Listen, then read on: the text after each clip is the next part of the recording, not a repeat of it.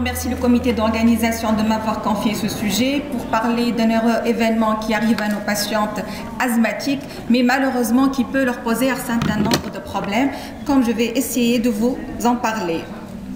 Donc, lorsqu'on parle de femmes en âge de procréer, eh bien l'asthme, c'est la maladie chronique la plus fréquente. L'asthme, selon les données épidémiologiques, les auteurs s'accordent que jusqu'à 2 à 13% des femmes enceintes présentent un asthme. Ces femmes vont consulter dans 20% des cas pour exacerbation au cours de la grossesse et 6% vont être hospitalisées, ce qui n'est pas anodin. Il existe d'ailleurs un impact mutuel de la grossesse sur l'asthme et de l'asthme sur la grossesse, et ceci indépendamment des modifications et de l'imprégnation hormonale et des modifications respiratoires fonctionnelles au cours de la grossesse, surtout avec l'avancement progressif de l'âge de la grossesse. En fait, avec l'avancement de l'âge de la grossesse, le développement du fœtus intra-utérin, il va y avoir une élévation du diaphragme de à peu près 4 cm en fin de grossesse. Mais il existe également un déplacement dans le sens antéro-postérieur et transversal, ce qui a par conséquence, il existe peu de modifications de la fonction diaphragmatique et des pressions transdiaphragmatiques. Ceci à l'origine, mais il y a une baisse de la compliance thoracique qui va à l'origine d'une baisse de la capacité résiduelle fonctionnelle. Mais les volumes, la capacité pulmonaire totale, le volume expiratoire maximal seconde et le rapport volume expiratoire maximal seconde sur capacité vitale restent stables, ce qui veut dire que les explorations fonctionnelles, notamment la spirométrie, les valeurs vont être identiques chez le sujet, chez les autres sujets. Par ailleurs, au cours de la grossesse, on a une augmentation du volume courant. Elle est due surtout à une augmentation plus de la ventilation minute que de la fréquence respiratoire. Associé à ça, une hyperprogestéronémie qui va être à l'origine d'une hypersensibilité des centres respiratoires au CO2, à l'origine d'une hyperventilation et qui vont être à l'origine de cette sensation de dyspnée, surtout ressentie par la femme enceinte en fin de grossesse. Donc, qu'est-ce qu'on a comme conséquence? On a des capacités résiduelles fonctionnelles qui sont un peu diminuées pendant la grossesse, une capacité inspiratoire elle est un peu élevée, une ventilation minute qui est élevée, un volume courant qui est également élevé, une consommation d'oxygène un peu plus élevée et surtout le retentissement au niveau des gaz du sang. On a une légère hypocapnie dont il faut tenir compte dans l'interprétation des gaz du sang chez la femme enceinte, également une légère alcalose respiratoire. Donc, qui est l'impact de l'asthme sur la grossesse? En effet, on a un excès de risque chez les femmes enceintes d'avoir une hypertension artérielle gravidique, plus de risque de prééclampsie, d'embolie pulmonaire. On a un risque plus élevé d'hémorragie de la délivrance et de recours à la césarienne pour des raisons non obstétricales. On a également un ressenti par la femme enceinte avec une altération de la qualité de vie. Qu'en est-il de l'impact de l'asthme sur le fœtus? Et on a plus de risques de malformation congénitale, de retard de croissance intra-utérin et de prématurité.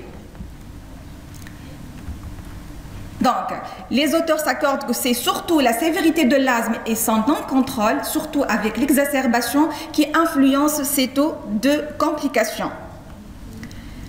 Pour les femmes dont la grossesse a un impact sur l'asthme, on cite fréquemment qu'il y a un tiers des femmes enceintes asthmatiques présentent une amélioration de leur asthme pendant la grossesse, un tiers elles vont aggraver leur maladie et un tiers va rester stable. Ceci se voit chez à peu près, les proportions diffèrent selon les études. On a un asthme qui s'aggrave dans 14 à 43% des cas, un asthme qui reste inchangé dans à peu près les mêmes proportions et un asthme qui va être amélioré dans la même proportion. Chez ces femmes dont la grossesse a un impact sur l'asthme, eh bien l'asthme pour elles c'est une période d'instabilité avec un risque d'exacerbation qui est multiplié par 2. Et ces exacerbations sont le plus fréquemment et le risque est le plus important à la fin du 2e trimestre et au 3e trimestre de la grossesse, notamment entre la 24e semaine et le 36e semaine d'aménorrhée. Le risque il est moindre paradoxalement au cours de la délivrance. Et ce risque est d'autant plus élevé que si l'asthme il est plus sévère et surtout mal contrôlé l'année précédant la grossesse. Comme on voit ici, plus l'asthme il est sévère, plus le risque d'exacerbation il est plus important au cours des grossesses.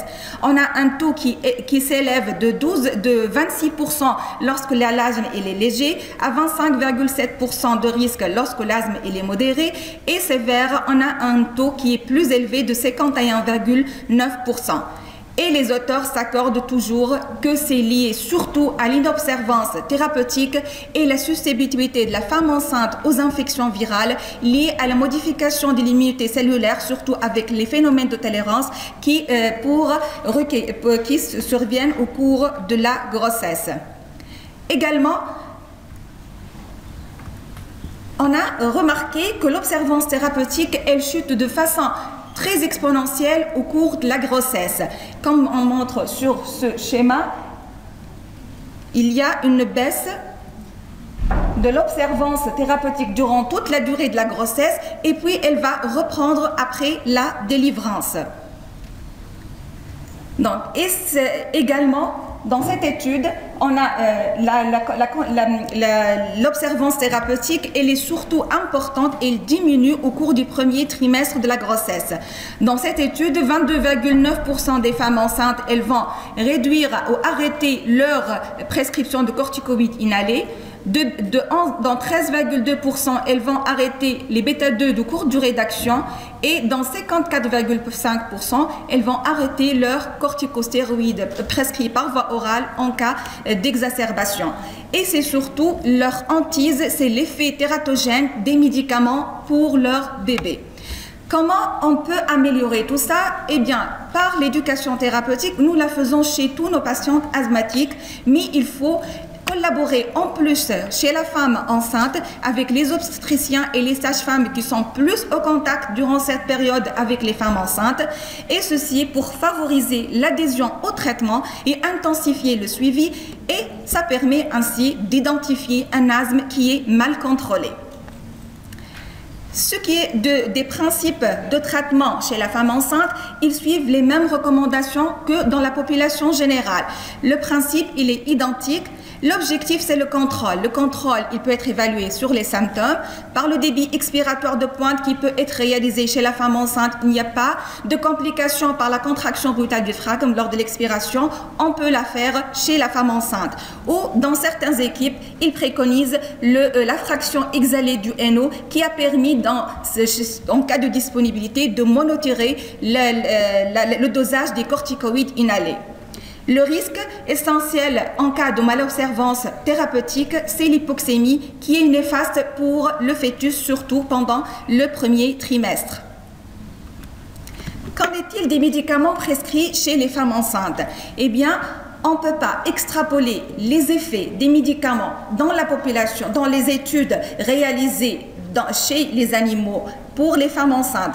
Et en plus, nous ne disposons pas d'études, de larges études en double aveugle pour les femmes enceintes. Ce n'est pas éthique de mener des études expérimentales chez les femmes enceintes. Donc, les données, ce sont des données, soit des études rétrospectives, soit des études cas témoins, des cohortes rétrospectives. Également, les auteurs conclut que dans tous les cas, il y a beaucoup de biais de confusion dans ces recherches parce qu'il y a plusieurs facteurs de confusion dans ces études, surtout le tabac, l'obésité, les niveaux socio-économiques. Donc, et surtout, c'est la sévérité de l'asthme et son non-contrôle qui interfèrent dans ces complications. Commençons par les corticoïdes inhalés qui représentent quand même la pierre angulaire du traitement chez la femme de l'asthme, et notamment on a remarqué qu'il n'y a pas d'augmentation de risque de prématurité, ni de retard de croissance intra-utérin, ni de malformation fétale, mais ceci pour les faibles à moyenne dose, c'est-à-dire moins de 1000 microgrammes d'équivalent de beclométhasone. La bidozénie, c'est la molécule qui est la plus utilisée et la plus étudiée. Notamment également, on a la beclométhasone et la fluticasone. Donc, comme se remarque ce schéma, lorsque les glucocorticoïdes inhalés sont prescrits à des doses de faible à moyenne dose, on n'a pas d'augmentation de risque, ni de prématurité, ni de complications au cours de la grossesse, ni de malformation fœtale. Ça se confirme également dans cette large étude qui a inclus plus de 2900 parturientes chez qui on a prescrit de la bidonazolide comme traitement de fond à moyenne et à faible dose. On a remarqué qu'il n'y a pas d'augmentation de risque ni de périnatalité ni de malformation fœtale. Donc la bidonazolide, elle peut être prescrite chez la femme enceinte sans problème. Également, la beclométhasone, dans cette revue de la littérature, cet article a inclus 9 études chez qui des femmes ont utilisé la beclométhasone comme traitement de fond, mais également à faible et à moyenne dose. Et on a remarqué, d'une part, l'innocuité du traitement, il n'y a pas de problème, et d'autre part, son équivalence par rapport aux autres corticoïdes inhalés. Pour la fluticasone, dont les études sont un peu moindres, également les données sont rassurantes. Par contre, pour les glucocorticoïdes inhalés à forte dose, à plus de 1000 microgrammes d'équivalent de beclométhasone, le risque y est.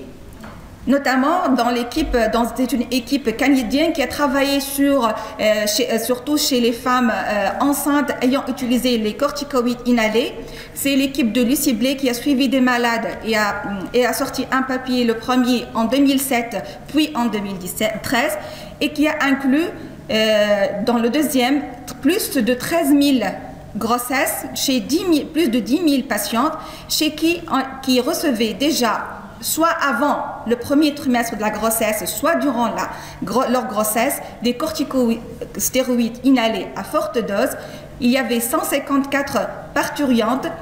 Le deuxième groupe, ils ont été comparés à un deuxième groupe de 33,1% de parturientes, mais qui recevaient une dose faible à moyenne de corticostéroïdes inhalés, contre 8734 femmes enceintes qui ne recevaient aucun traitement inhalé.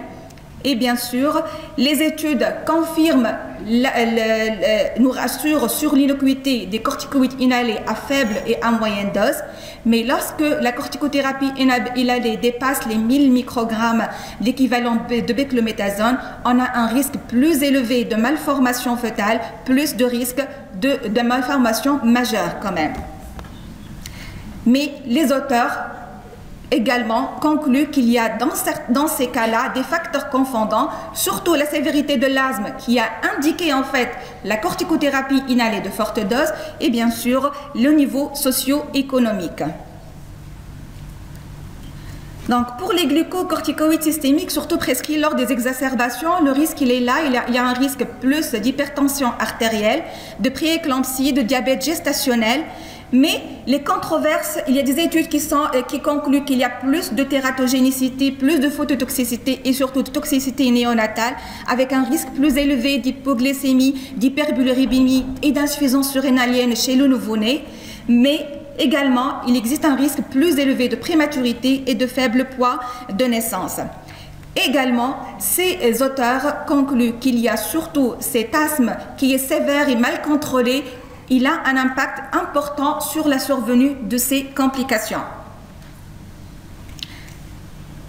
Donc, toujours le bénéfice par rapport au risque est en faveur du médicament, quel que soit le terme de la grossesse. Et bien sûr, il faut prendre des précautions, limiter la durée de prescription et bien sûr, durée et dosage au minimum. Lorsqu'on a à prescrire des glucocorticoïdes par voie systémique, il faut privilégier la méthylprénisolone, la prénisone et la prénisilone qui ont une puissance d'action qui est modérée et un métabolisme placentaire.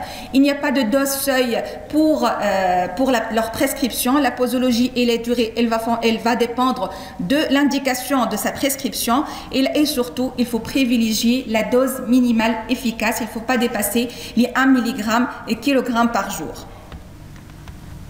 Pour les bêta-2 de courte durée d'action, quel que soit leur type, ils peuvent être indiqués chez la femme enceinte. Il n'y a pas de complications. Leur absorption est très faible après inhalation, à peu près 10%. La toxicité elle est faible. On a un recul avec les études de plusieurs années. Lorsque la voie injectable elle est indiquée, il y a un petit risque de tachycardie fœtale ou néonatale qui est parallèle à la tachycardie maternelle. Un risque de perturbation de la glycémie néonatale en cas d'exposition avant l'accouchement. Juste, il faut avertir le pédiatre de la prescription. Pour les bêta-2 de longue durée d'action, il faut toujours privilégier la voie inhalée. Le formétérol, la salmétérol, on n'a pas trouvé d'excès de risque par rapport à leur utilisation. Il y a certaines études qui rapportent une possibilité de faible poids de naissance. Ils peuvent être poursuivis à posologie efficace, quel que soit le terme de la grossesse, si ce traitement il a permis le contrôle de l'asthme. Les atropiniques inhalés, ils peuvent être utilisés s'ils s'avèrent nécessaires au bon équilibre de l'asthme, mais toujours associés au bêta-2 de courte durée d'action. Le bronchodial également peut être utilisé. Cette association ipratropium-phénotérol, si elle présente un réel avantage thérapeutique. Également, le spirivarespimat, si il a permis le contrôle de l'asthme. Pour les antileucotriènes, les études ont conclu qu'il n'y a pas d'effet tératogène chez l'animal. Certains auteurs préconisent l'arrêt pendant le premier trimestre de la grossesse et puis le reprendre au deuxième trimestre de la grossesse s'il y a une rhinite associée. Donc les données sont rassurantes pour les antileucotriènes. Le registre Merck il a rapporté 5 malformations fétales mineures après 480 naissances. Le registre suédois, 7 malformations fœtales dans 3 cardiaques chez 129 naissances. Lorsqu'on compare la prescription du montelukast singulaire à posologie efficace par rapport aux autres thérapeutiques, notamment les bêta-2 courte durée d'action ou chez les patientes qui ne sont pas sous traitement asthmatique, on trouve qu'il n'y a pas d'excès de risque par rapport aux autres populations. Donc on peut prescrire et maintenir les antileucotriènes chez la femme enceinte. Pour ce qui est de la théophiline largement prescrite chez nous, il n'y a pas d'excès de risque de malformation ni d'impact sur la périnatalité. En cas d'exposition en fin de grossesse, il y a un petit risque de tachycardie, d'irritabilité, de trémulation transitoire, mais que ces problèmes sont transitoires chez le nouveau-né. Mais il faut une condition d'une surveillance régulière de la théophilinémie durant toute la grossesse. Il ne faut pas un risque de surdosage. Donc, la surveillance maternelle, la surveillance de la théophilinémie maternelle, il est souhaitable. Mais il ne faut pas l'initier au premier trimestre de la grossesse si elle n'a pas été prescrite avant. Et si l'asthme il est contrôlé avant la grossesse sous association théophiline et corticoïdes inhalés, il faut maintenir l'association, mais avec des contrôles réguliers des taux plasmatiques. Et il ne faut pas associer des décongestionnants s'il y a une rhinite associée à la théophiline parce qu'il y a un risque élevé de tératogénicité dû à l'effet vasoconstricteur. Pour ce qui est de l'omalizumab, son passage placentaire il est probable au cours du 2e et 3e trimestre. Les données sont rassurantes chez les animaux, mais on ne peut pas extrapoler. Donc, l'administration pendant la grossesse, elle est envisageable au cas par cas. Nous sommes rassurés par le registre, par le geste expect qui a inclus les femmes enceintes ayant reçu de l'omalizumab pendant leur grossesse. Il a inclus 181 parturientes, 62% en initiation en premier trimestre, 31% au deuxième trimestre, 7% au troisième trimestre, avec une durée d'exposition moyenne de 8,8 mois. Et bien, quand on voit et on contrôle ces résultats par rapport aux autres thérapeutiques, le risque, il est là. On a un risque de malformation de 4,4%. Mais si on le compare aux corticoïdes inhalés à forte dose, si on le compare au bêta-2 de longue durée d'action, si on le compare aux malades qui ne reçoivent pas de traitement, on ne trouve pas qu'il y a un excès de risque de malformation ni de tératogénicité. Donc, l'omalizumab peut être contenu chez la femme enceinte si indication y est. Donc, pour les antihistaminiques, ils peuvent être prescrits pendant toute la grossesse, peu ou pas sédatifs ou atropiniques. Et je profite de vous parler du site Le CRAT, c'est un centre de référence sur les agents tératogènes. C'est un site qui permet l'étude des différents médicaments chez la femme enceinte et allaitante. On peut le consulter, que ce soit les partenaires de santé, soit les femmes enceintes, pour vérifier l'innocuité des traitements qu'on peut prescrire. Et la recherche se fait soit par le nom de la molécule, soit par classe thérapeutique. Et les anti-asthmatiques, ils ont une place très importante dans ce site. Il peut être consulté en libre accès. Pour l'immunothérapie spécifique, il n'y a pas de risque de malformation rapporté. Elle peut être continuée à dose stable. Il ne faut pas augmenter les doses pendant la grossesse. Il ne faut pas également l'initier pendant la grossesse. Donc, il faut attendre la délivrance. Et bien sûr, il y a un risque de choc anaphylactique s'il y a une augmentation des doses pendant la grossesse. Donc, en règle générale, pour le traitement de l'asthme chez la femme enceinte, il ne faut pas modifier le traitement si vous avez obtenu le contrôle. Il ne faut pas réduire les doses de médicaments. Il ne faut pas faire de step down. Réadapter le traitement si besoin avec un contrôle régulier chez les femmes enceintes pour les 4 à 6 semaines. C'est préconisé par le GINA. Bien sûr, avec une prévention allergénique, éducation, sevrage tabagique et un plan d'action qui est personnalisé.